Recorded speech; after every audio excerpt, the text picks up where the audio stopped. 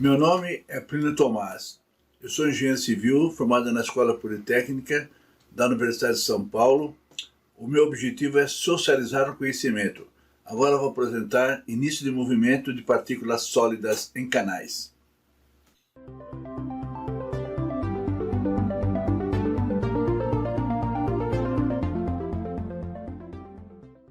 Agora vou apresentar o início de movimento de partículas sólidas em canais. Uma informação importante lá para começar, né? O interessante é que mesmo passados 150 anos, quer dizer, desde que Du Bois fez 1879, estudou sobre canais, transporte de sedimentos, o assunto é incompleto ainda. Não existe muitas informações, ainda não está resolvido. É interessante, todo mundo pensa que está resolvido e não está resolvido o assunto de sedimentos. Eu lembro aqui que Einstein estava em Princeton e ele tinha um filho que chamava-se Albert Einstein, né? E Albert Einstein estava estudando sedimentologia e o Einstein falou para ele: é mais fácil estudar a física quântica do que a sedimentologia, falou para o filho do Einstein. O filho do Einstein fez um método que é chamado método de Einstein. É um dos 15 métodos que existe, não é o melhor, é igual um dos 15 métodos. Na verdade, o problema não foi resolvido ainda. Primeiro, início de movimento de partículas sólidas em canais, né? Eu comentaria que tem muitas incertezas. Então, é interessante que em 1935 foram feitos estudos de movimento pelo Houston. Mas todo mundo pensa que foi o Shield que fez em 36. O Shield fez em 36, o Russo fez em 35, fez um ano antes. Mas quem ficou mais famoso foi o Shield. Então todo mundo fala do Shield e quase todo mundo esquece do Houston, né? É muito interessante isso. Ele colocou essa ideia do início do movimento. Só que existem também muitas pesquisas que foram feitas depois, né? Eu tenho um estudo publicado que foi feito na China em agosto de 2019, mostrou que muitas pesquisas têm que ser feitas ainda, né? E esse estudo mostrou também que o Shield, quando fez a pesquisa, ele deixou de analisar um monte de coisa, né? Ele usou esferas iguais, que não é igual, você tem o D50. Tem a variação dos diâmetros das partículas, esfericidade, a rugosidade das partículas, o movimento laminar, o movimento turbulento. Então, na verdade, existe muita incerteza. A incerteza que eu acho é bastante, quer dizer, que mostra que o problema ainda não foi resolvido. Embora muitas pessoas achem que o problema já foi resolvido. Mas o critério de Shield é muito importante, todos os livros falam do Shield. Embora eu não acredito muito nas coisas do Shield, né? Ele tem muita coisa para resolver ainda. Esse aqui é um gráfico de Shield. E você tem a ordenada, a abscissa, você tem todas as informações do Shield. Então, eu dou um exemplo do critério de Shield aqui na aplicação, né? Um canal com leito alveolar, né? Arenoso, com seção transversal muito larga, retangular, com declividade S 0,00316 metro por metro. Determinar a velocidade média do canal para o qual o leito não é erodido em condições de regime uniforme. São dados de 50,05 milímetros, né? Peso específico 2,65, né? O Ni aqui é 1,10 a menos 6, que é a viscosidade cinemática, a 20 graus, né? Então, primeiramente verificamos a aplicação da equação daquela figura que eu mostrei, usando o terceiro parâmetro criado por Vanoni, e que está no meio do gráfico lá. É esse D50 dividido por Ni. Ni é a viscosidade cinemática, né? V01 vezes gama S sobre gama menos 1, vezes a aceleração da gravidade, vezes D50, tudo elevado a 0,5. Aí se substituir os dados aqui, né? Achou 6,3. Entrando na figura com 6,3, achamos o Φ 0,035 naquela figura. E com o Φ igual a 0,35, ficou Φ igual a Φ crítico dividido por gama S menos gama sobre D50. Então, gama S é o peso específico, peso volumétrico do material sólido, né? O peso volumétrico da água, que é 9.800 Newton por metro cúbico. A tensão crítica, então, vai ser quanto? Deu 0,28 Pascal. O pessoal, a gente usa às vezes o Pascal para isso, né? Então o gráfico de Schultz, ele foi bem aceito no começo e hoje é bastante duvidado, há muitas críticas. Eu já vi muitas pessoas que colocam o gráfico de Schultz sem falar das críticas, mas na verdade existem muitas críticas sobre o gráfico de Schultz, né? Essa aqui é uma maneira que usa o Dr. Ramil no cálculo de pontes. Você vai pegar um solo arenoso, então ele verifica o D50 aqui e eu calculo a velocidade aqui, né? Esse aqui é um estudo que o Ramil faz, a velocidade, eu tenho o D50 embaixo aqui, eu tenho a velocidade aqui, eu tenho as alturas da água. Esse aqui é um outro gráfico que eu acho interessante, de Vanoni.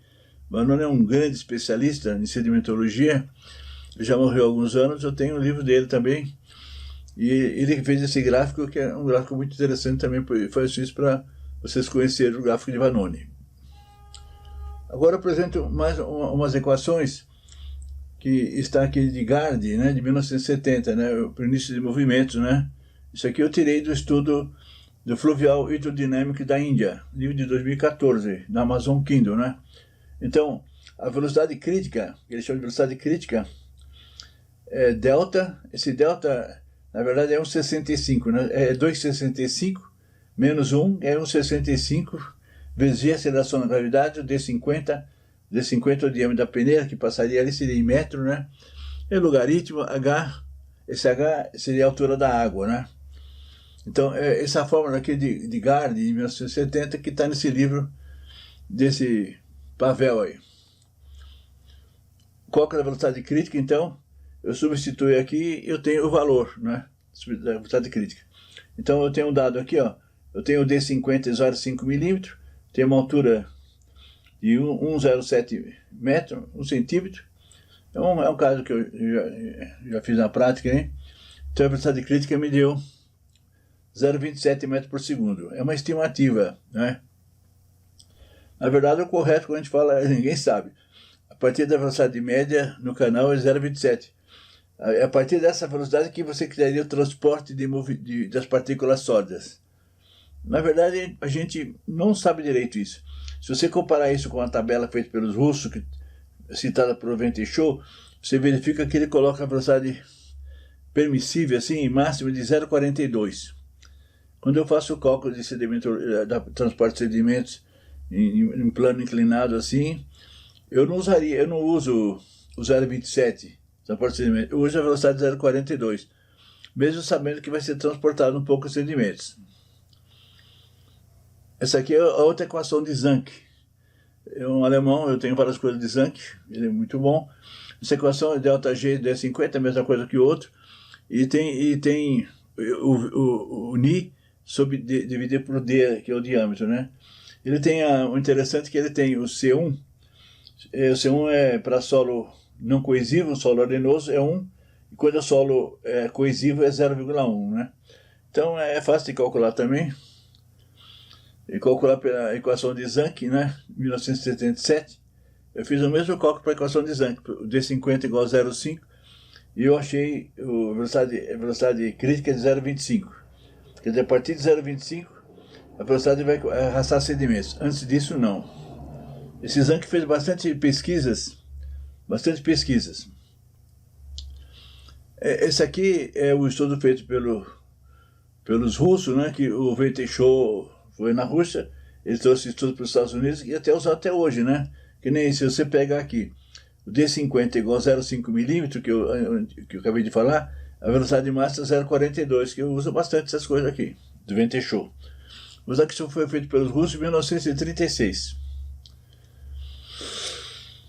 Outra informação que eu acho interessante é o método Young, né, para canais. Esse Young, ele também fornece o início de movimentos. Eu dou um exemplo aqui que às vezes o pessoal usa o método Young e não sabe.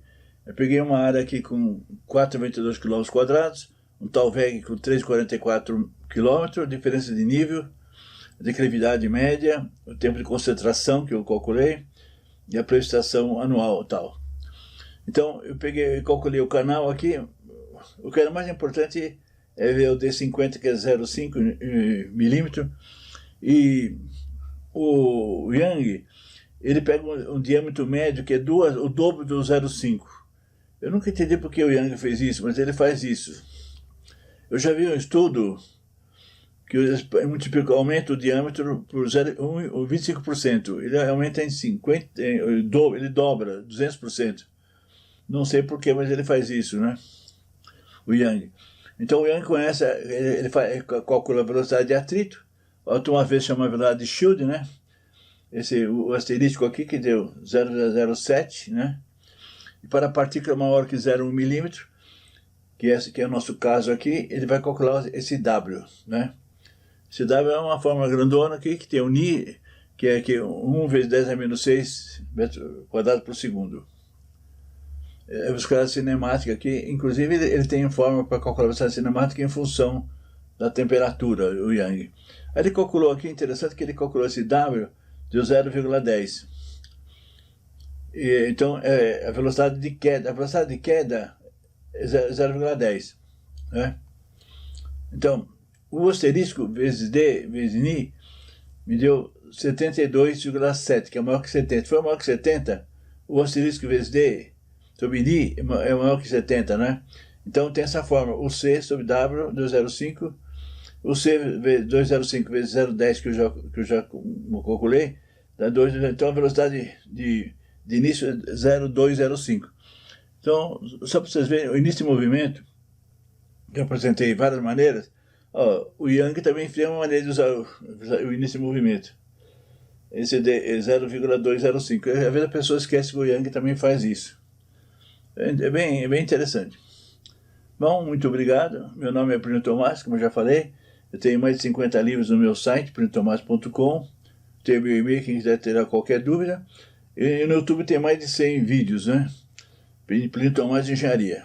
Obrigado, novamente.